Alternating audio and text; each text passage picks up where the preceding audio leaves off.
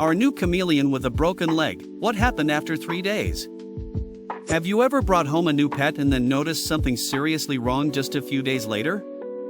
That's what happened to us when we got our first chameleon. Just 3 days after bringing her home, we noticed something strange about her leg.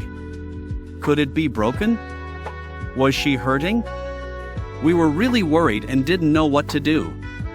We were so concerned about her health, and we needed answers quickly.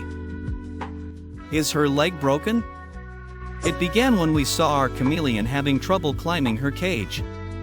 She seemed to avoid using one of her legs, and whenever she moved, that leg would hang strangely.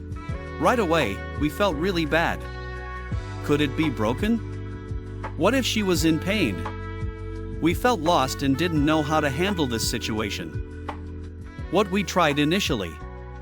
We began by looking up information about chameleon leg injuries on the internet. We found various possible reasons like a lack of calcium, a sprain, or something more serious.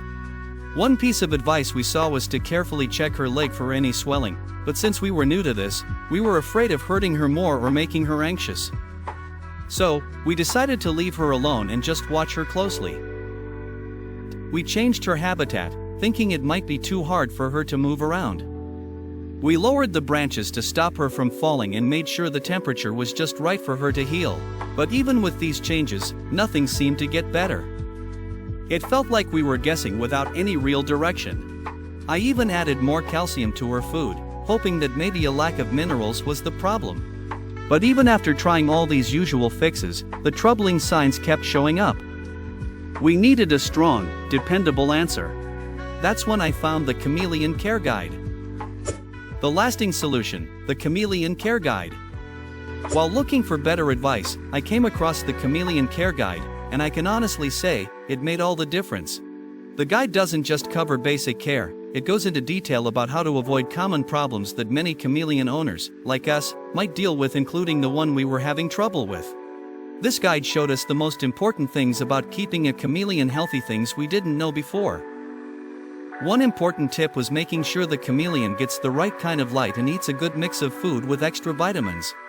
The guide said that if the chameleon doesn't get enough light, it can't get enough calcium, which can cause problems like weak bones or broken legs.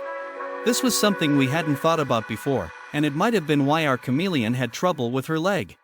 The Chameleon Care Guide says that setting up the right environment for your chameleon is very important for its health.